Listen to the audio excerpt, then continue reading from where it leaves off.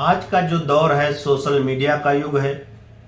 Social media से लोग जुड़े हुए हैं, अधिक से लोग जुड़े हुए हैं। बच्चे, बूढ़े, बड़े, बुजुर्ग सभी लोग, कोई यूट्यूब से, कोई फेसबुक से, कोई इंस्टाग्राम से, कोई ट्विटर से, अन्य अन्य प्लेटफार्मों से जुड़े हुए हैं और लोग अपने आप को स्टार बनने के लिए सोचते रहते हैं कि हमको दूर दूर तक लोग जाने, हर घर घर तक हमारी पहचान हो जाए। आज जो हम कहानी सुनाने जा रहे हैं कुछ ऐसी ही एक कहानी है जिसमें इंस्टाग्राम पर एक बच्ची अपना वीडियो वायरल करती, वीडियो अपना बनाती है और उसकी भी यही चाहत है। तो एक नहीं बल्कि दो दो कत्ल करती है और बड़े इंतजाम से वो इंस्टाग्राम पर वीडियो अपलोड करती है और वायरल होने की उम्मीद रखती, स्टार बनने की कोशिश में वो कि हमको लोग दूर दूर तक जाने, हमारी पहचान हो जाए। तो एक दिन ऐसा होता है कि उसकी सच में वीडियो वायरल हो जाती है, लोग उसको जानने लगते हैं, पहचानने लगते हैं। तो कुछ लोग उसकी असल जिंदगी को भी जानने की कोशिश करते हैं। तो उनको जो पता चलता है वो हैरान रह जाते हैं जानकर। वो सोचते हैं कोई उनका कत्ल कैसे कर सकता है जिनकी गोद में खेला हो, जिनका दूध पिया हो, जिनकी उंगली पकड़ कर चला हो, जिन्हें लाड प्यार किया हो, उनका कत्ल कैसे कोई कर सकता है। ये उनके दिमाग में बार बार, सभी के दिमाग में जानकारी कौंध रही थी। और उनकी असल जिंदगी की जब पता चली तो सभी लोग सन्न रह गए कि ऐसा भी कोई अपने माता पिता का भी, जिनकी गोद में खेला हो, दूध पिया हो, उनका कत्ल कर सकता है। तो नमस्कार, आदाब, सत श्री अकाल। आज की सच्ची घटना में आपका स्वागत है। ये सच्ची घटना उत्तर प्रदेश के बुलंदशहर जिले के सिकरवार कस्बे के मोहल्ला फारखी नगर लाल दरवाजा की है। और ये घटना 15 मार्च 2023 की है। लगभग 5 बजे की घटना बताई गई है। और उसमें एक घर होता है, बाहर से ताला लगा होता है। उसमें घर के मुखिया होते हैं शब्बीर।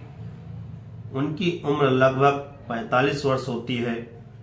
और आसपास इनकी पत्नी रेहाना, जिनकी उम्र 43 साल के आसपास रहती है, जिसमें उनके 4 लड़कियां और 1 लड़का होता है।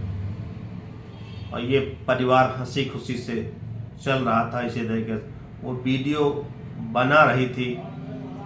और एक दिन ऐसा होता है कि बाहर से ताला लगा होता है। और ताला जब लगा होता है, रोज की तरह वो ताला लगाता है, क्योंकि वो लड़की सबसे बड़ी, और लड़की वो 14 साल की हो गई थी। उसको कहीं ना कहीं डर भी सता रहा था कि कोई ना कोई इसके साथ अनहोनी न कर दे, या ये कहीं, उसको कुछ ना कुछ डर था। तो रोज ताला लगा देता था और अपना पति पत्नी शब्बीर और रेहाना बाहर लेटते थे। एक चारपाई उनकी 2 पड़ी रहती थी दरवाजे पर। और रोज बच्चों को अंदर बंद करके बाहर से ताला लगा देते थे। और सुबह वो ताला खुलता था जब वो उठते थे। एक दिन ऐसा हुआ कि उनका ये जब इंस्टाग्राम पर वीडियो अपलोड करने लगी तो इसका जान पहचान हो गई। धीरे धीरे ये क्योंकि इसको लड़कों से बात करना बहुत अच्छा लगता था, तो एक लड़के के टच में आई। तो लड़के के जब टच में आई तो उससे इन्होंने बात किया, उससे नज़दीकियाँ बढ़ी। तो उससे बात किया कि हमको नींद की गोलियां चाहिए। तो नींद की गोलियां क्या करोगी। वो समझ रहे थे कि हम हो सकता है कि नींद की गोली अपने माता पिता को दे दें और हमको बुलाएंगी मिलने के लिए। तो क्योंकि जब लड़की से कुछ चाहत वो लड़का रखता है तो उसको भी कुछ देना पड़ता है। तो इस तरीके से वो अपना कार्य कर रहे थे अपना। तो उन्होंने जब गोलियां मांगी तो उन्होंने कुछ गोलियां उनको नशे की दे दी। तो उन्होंने एक प्रयोग किया। प्रयोग के तौर पर अपने माता पिता को उन्होंने दूध में मिला करके वो गोलियां दे दी और वो ऐसा हुआ कि गहरी नींद में सो गए। फिर उनको आवाज़ देती जगाती, लेकिन वो टस से मस नहीं हो रहे थे। तो ये बात चली गई और उस लड़के से दूरी हो गई। एक फिर दूसरी जिंदगी में एक दूसरा लड़का आया, एक नाम था बबलू ठाकुर उर्फ नईम। तो उससे कहा कि हमको नींद की गोलियां चाहिए। तो वो भी उसकी चाहत में, उसके शरीर के चाहत में वो लगा था। तो सोच रहा था कि अगर नींद की गोली ये मांग रही, हो सकता है उसका दिमाग चला कि अपने माता पिता को ये नींद की गोली दे देगी और वो सो जाएंगे, फिर हमको मिलने के लिए अपने घर पर बुलाएगी और हम इसके साथ जो मर्जी आएगी वो करेंगे, बैठेंगे इसके साथ। तो ये कई लड़कों से इस बीच बात करती है, लेकिन सभी को किसी को छोड़ती, किसी को पकड़ती, यही क्रम इसका चलता रहता है। तो ये बबलू ठाकुर उर्फ नईम से इसने डिमांड की कि हमको नींद की गोलियां चाहिए। उसने इसको कहा कि कम नहीं, हमको अधिक से अधिक गोलियां चाहिए। तो उसने इसको लगभग 20 गोली उसने प्रोवाइड करवा दी और दे दिया ला करके। तो जब 20 गोली इसको मिली, ये प्रयोग पहले भी कर चुकी थी, तो उसी को देखते हुए इसने 2-3 गोलियां या जितनी आवश्यकता के अनुसार उसमें मिला दिया और दोनों को पिला दिया। फिर घर से बाहर आई और माँ के पैर दबाने लगी। तो उसने कहा आज क्या? तो कहा नहीं माँ, आप थक जाती हैं, परेशान हो जाती हैं, थोड़ा लाओ आपकी सेवा कर दें। तो ये क्रम चलता रहता है। उसके बाद वो सब गहरी नींद में सो जाते हैं। फिर आवाज़ देती है तो कहीं कुछ टस से मस नहीं होते हैं और लगभग रात के काफ़ी समय हो गया था। तो एक इसके बगल में जहाँ ये वीडियो बनाती थी उसमें झाड़ झंकार जंगल टाइप का था, लोग उसको जानते भी नहीं थे, इसमें कोई जाता होगा। उसी में एक रखी थी एक कुल्हाड़ी। उस कुल्हाड़ी को लाती है, एक के बाद एक अपने माता पिता के सर पर वार करती है और खून की होली खेलती है। लथपथ खून से हो जाते हैं और मृत अवस्था में हो जाते हैं। तब ये दूर दूर तक देखती है कोई हमको देख तो नहीं लिया, और उसके बाद ये कुल्हाड़ी वहीं पर छिपा देती है और फिर उसी तरीके ताला बाहर से डालती है और साइड के घर से ये चढ़ करके विंडो से तार के सहारे घर के अंदर प्रवेश कर जाती जीने से, और कमरे में ये बंद हो जाती है और सुबह होने का इंतजार करती है। और इसके पड़ोस में भी कुछ लोग रहते हैं। उसी तरीके से जब देर हो जाती है, इसका दरवाज़ा नहीं खुलता सुबह, तो चिल्लाती है अब्बू अम्मी दरवाज़ा खोलो, अब्बू अम्मी दरवाज़ा खोलो। ये आवाज़ जोर जोर से लगाती है। फिर जब नहीं खुलता है तो पड़ोसियों से भी ये मदद मांगती है। जब पड़ोसियों से मदद मांगती है तो एक तो कोई सुन नहीं पाता, लेकिन कुछ देर बाद फिर इस तरफ एक दूसरी तरफ आवाज़ लगाती, तो पास में कोई रहता है तो सुन ले जाता है, तो आता है। तो बाहर जब निकल करके देखता है क्या बात है, तो देखता है कि दोनों लोग खून से लथपथ पड़े हैं। तो उनकी लड़की से बताता है कि तुम्हारे अब्बू अम्मी का किसी ने मार दिया है। तो कहती है, जोर जोर से चिल्लाने लगती है, रोने लगती है। किसी तरीके से वो बाहर निकल कर आती है और देखती है कि ये एक पुलिस को इन्फॉर्मेशन दी जाती है। पुलिस आती है क्योंकि 112 नंबर जब डायल किया गया सूचना दी गई, डबल मर्डर की सूचना थी, तो तुरंत हड़कंप मच जाता है और ये पुलिस तुरंत किसी की नज़र पड़ती है, कोई हाथ पकड़ता देखता है कि इसकी अम्मी तो मृतावस्था में थी लेकिन अब्बू के कुछ नब्ज चल रही थी, तो आनन फानन में इसको हॉस्पिटल ले जाया जाता है। लेकिन वहाँ जब तक पहुँचते हैं तब तक डॉक्टर कहते हैं कि अब ये इनकी सीमा क्रॉस हो चुकी, ये मृत हो गए हैं, मृत घोषित कर देते हैं, क्योंकि अगर पहले ही आ जाते तो कुछ कोशिश की जा सकती थी, अब तो इनका शरीर में कोई जान नहीं है। तो इस तरीके से उनकी पुलिस पे सभी आला अधिकारी मौके पर पहुंचने लगते हैं। एसओ और एसपी, एएसपी सभी लोग पहुंचते हैं, छानबीन करने लगते हैं और ये घटना का खुलासा करने के लिए प्रयासरत रहते हैं। इसकी इंक्वायरी होने लगती है, लेकिन वो घटना खोलने में बड़ी दिक्कत हो रही थी, जानकारी कुछ मिल नहीं पा रही थी। तो धीरे धीरे जानकारी जब नहीं मिल पा रही थी तो समय लग रहा था पुलिस को, तो मीडिया और ये सब लोगों ने बुलंदशहर के एसपी और यहाँ थाने से सबको पूछा, सवाल जवाब किया कि ऐसा डबल मर्डर की घटना हुई, आप लोग अभी तक खुलासा क्यों नहीं कर पाए।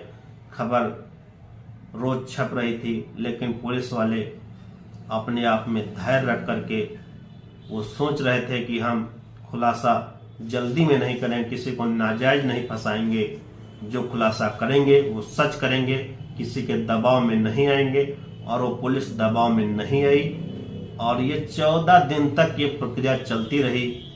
14 दिन के बाद कुछ ऐसा हुआ कि एक ऑडियो वायरल हुआ। वो ऑडियो वायरल होने पर पुलिस के पास कहीं हाथ लग गया। पुलिस के पास जब पहुंचा तो पुलिस ने सुना उस ऑडियो को और देखा तो उसमें कुछ आवाज उसको उसी बच्ची की तरह आवाज लगी, तो उसने आवाज को बार बार सुना। सुनने पर तब आवाज उसी से मैच कर रही थी, तो पता चला, जानकारी हुई, तो उसने सारी घटना को बताया कि हमने ऐसे ऐसे प्री प्लान किया है और कुल्हाड़ी वहाँ मंगाई गई। जो कुल्हाड़ी वहाँ छुपी थी उसको लाया गया तो उसमें खून के निशान भी लगे हुए थे और पोस्टमार्टम हुआ। तो इस तरीके से घटना, लेकिन आखिरी में फिर भी पुलिस वाले एसपी साहब ने पूछा कि अच्छा ये बताइए बेटा, ये आपने घटना कैसे क्यों किया। तो उसने बताया कि एक हमारी जिंदगी अच्छी खासी हंसी खुशी से चल रही थी। एक हमारी जिंदगी में परिवार के बीच में एक आता है सगीर, जो उन्हीं के तरीके से हमको डांटता था, टोका टोकी करता था और हमारे माता पिता से शिकायत करता था। माता पिता भी उसके कहने पर डांटते थे और उससे मैं परेशान थी। और वो हमारे 4 बहनें थीं, उसके बाद लड़का नहीं हो रहा था, तो कहीं न कहीं पता चलता है कि उसकी माँ से उसका संपर्क था और बच्चा जो लड़का हुआ था उसी का सहयोग था सबसे बड़ा, उसके सहयोग से ही वो बच्चा हुआ था। तो ये सब घटना पूरी बताई और कहा कि मैं जो घटना हमने किया है ये हमने अपने एक ताऊ थे, उनका नाम होता है सईद मेंटल। वो मेंटल थे नहीं, लेकिन उनको सईद मेंटल लोग कहते थे, क्योंकि ताऊ को कहीं ना कहीं अविश्वास था कि हमारे परिवार की औरतें सारी करप्ट हैं, हमारी वाइफ गलत है, हमारी लड़कियां गलत हैं, सब हमारे वहाँ गलत हैं, उनको यही नज़र आता था। तो उसने भी एक कुल्हाड़ी उठा करके एक औरत को पहले मारा, फिर लड़की को मारा, फिर दूसरी लड़की, तीसरी लड़की को जो मारने चले वो किसी तरीके से बच गई, जोर से आवाज़ करने लगी और वो तब तक लोग आ गए, वो किसी से बच गई और वो पुलिस पकड़ लिया, उसको जेल में भेज दिया। लेकिन वो बच्ची आज भी जिंदा है। इसी तरीके से वो जिसने अपने माता पिता को उसी से कह रहे थे कि मैं प्रमोटेड हूँ उसी की जानकारी को देखते हुए हमने ये कार्य किया है। और फिलहाल पुलिस ने उसको पकड़ लिया, उस बच्ची को जिसने अपने माता पिता की हत्या की है, मारा है। उसको बच्चा जेल में बंद कर दिया गया है। लेकिन एक्सपर्ट बताते हैं कि जो बच्चे क्राइम करते बड़ों की तरीके साजिश करके करते हैं, उनको बच्चा नहीं समझाता है। अंतिम में यही निर्णय आता है कि जैसे बड़ों को सजा दी जाती है, उस तरीके से जज सोचेगा, जैसा उसका निर्णय होगा उस तरीके से करेगा मंथन करके। तो ये था। अभी अगली कहानी हम आपको बता भी चुके हैं कि वो फोन के जरिए पर बात करती थी अपने परिवार, अपने बहनों का उसने भी फावड़े से काट दिया था। तो इस तरीके से जो हमारा इस कहानी का आशय ये है, किसी को परेशान न करना है, न कोई अफवाह फैलाना है। बस हमारा एक कि समाज में जागरूकता फैले कि फ़ोन को ऐसा यूज करें, कोई इतना ज़्यादा उस पर आश्रित ना हो जाए कि यही सब कुछ है। अपने माता पिता या परिवार के संबंधों को ही ख़त्म कर दें अपनी लोकप्रियता पाने के लिए। तो हमारा समाज में जागरूकता फैलाना उद्देश्य है, इसलिए ये कहानी हम एक न एक ले करके आते हैं जो समाज में जागरूकता फैलाने वाली होती हैं। तो आप अगली कहानी के लिए बने रहिए भारत टीवी 20 पर और चैनल को सब्सक्राइब, लाइक, शेयर करें। और अगली कहानी के लिए हम फिर मिलेंगे। तब तक के लिए नमस्कार।